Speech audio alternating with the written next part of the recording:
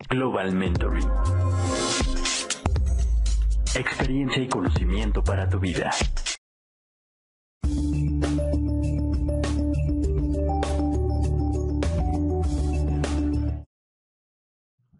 Vamos a explicar lo que creamos anteriormente. En este ejercicio trabajamos con la inserción de un nuevo objeto de tipo persona. Lo que hicimos fue lo siguiente.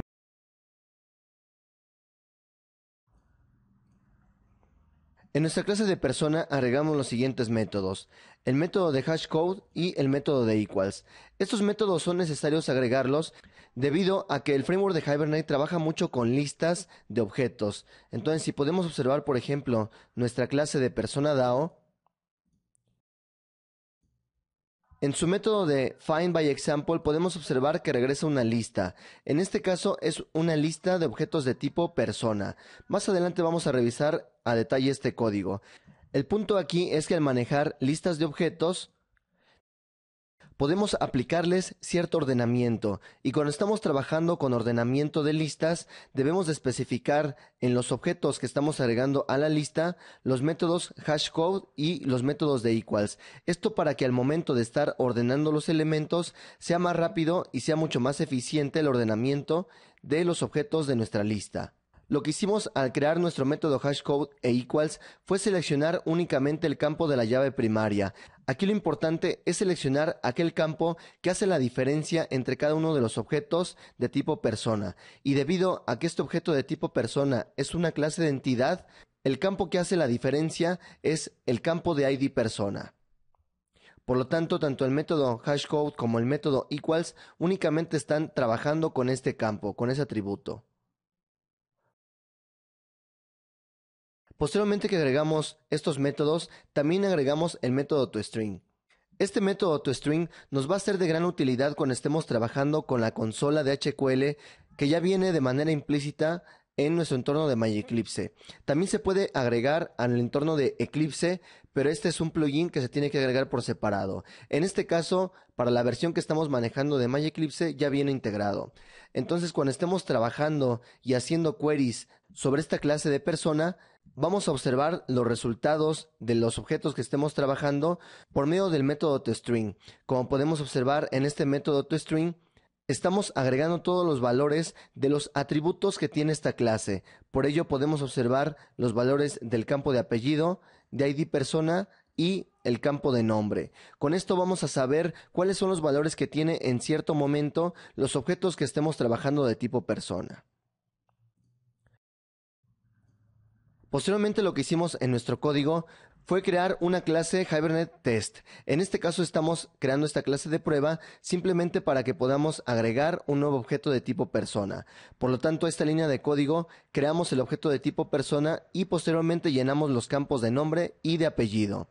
Podemos observar que el campo de ID persona no es necesario indicar su valor, debido a que este es un valor autoincrementable y se va a llenar de manera automática por la base de datos.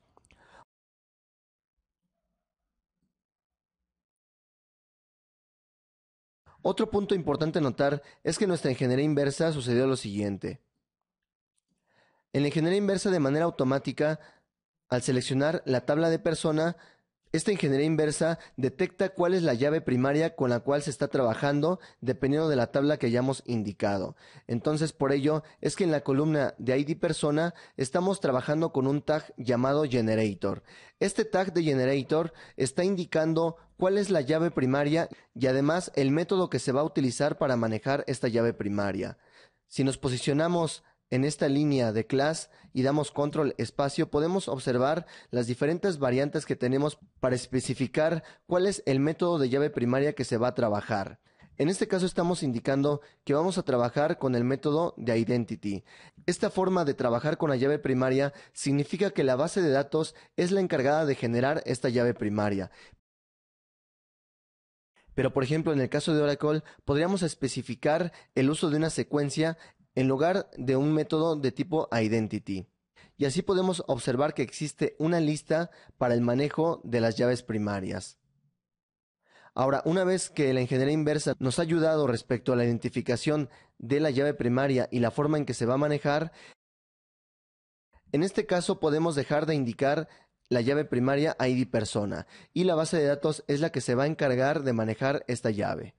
Posteriormente nos vamos a apoyar de la clase persona DAO. Según hemos comentado, esta clase de persona DAO nos va a permitir realizar las operaciones más frecuentes respecto a la entidad de tipo persona.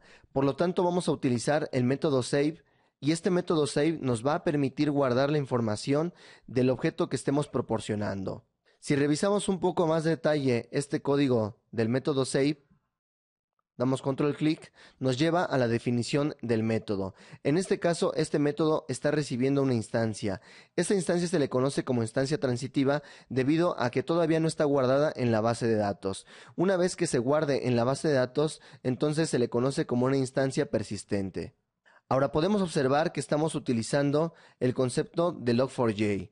Este concepto de log4j no es parte de este curso, pero en este caso simplemente estamos proporcionando un archivo de configuración, el cual se encuentra dentro de la carpeta de este curso, en la carpeta de software, y estamos proporcionando el archivo log4j. Este archivo de log4j nos va a permitir especificar la configuración de frameworks como el framework de Hibernate. Y por ejemplo, en el caso de que queramos observar qué está sucediendo cuando estamos trabajando con nuestro framework, podemos especificar ciertos paquetes de Hibernate y además le podemos especificar cuál es la salida que queremos observar y la cantidad de información que vamos a observar en nuestra salida. En este caso únicamente es suficiente con proporcionar el archivo log4j.properties y podemos empezar a agregar información. En lugar de utilizar el system.out.println, estamos utilizando la variable log y el método debug y estamos empezando a enviar información a nuestro log.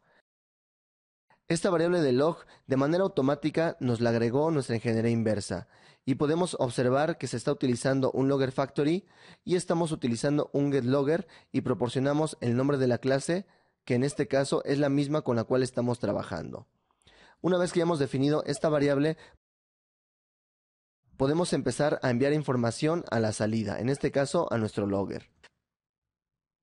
Posteriormente lo que estamos haciendo es utilizando nuestro método getSession y utilizamos el método save. Este método save es un método de Hibernate y nos va a servir para guardar una instancia de Java, un objeto de Java en nuestra tabla de base de datos.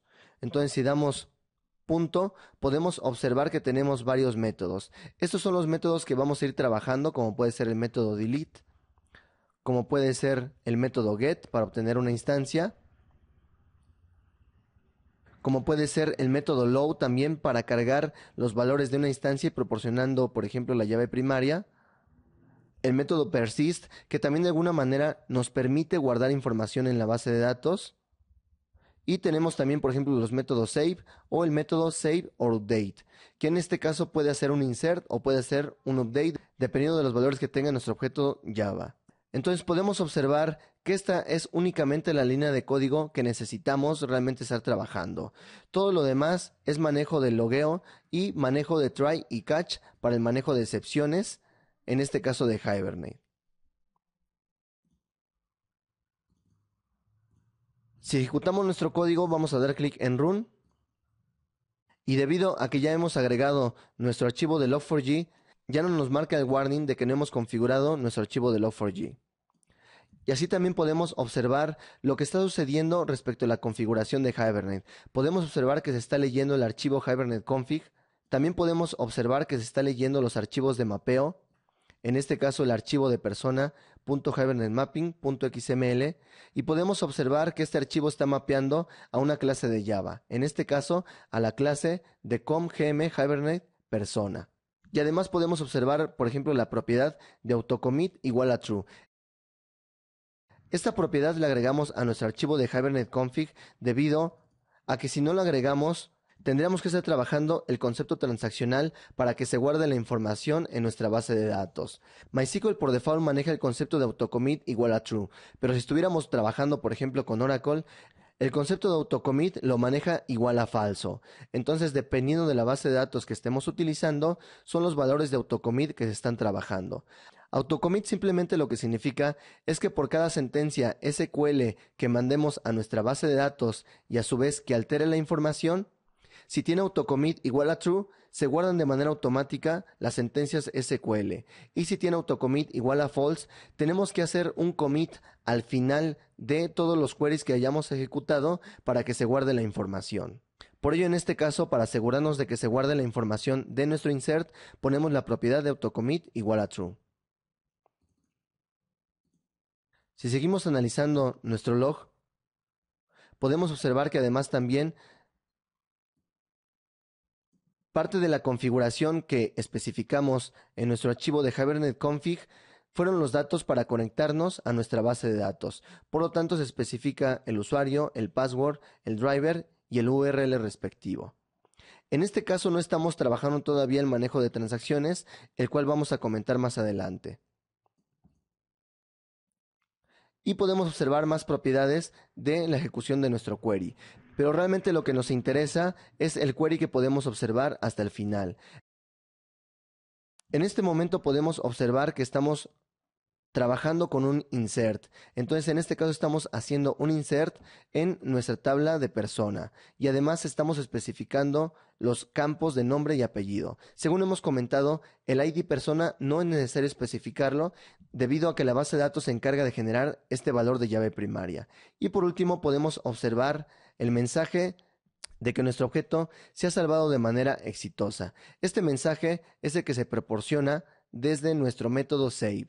En dado caso de que hubiera ocurrido algún error, deberíamos de observar esta salida.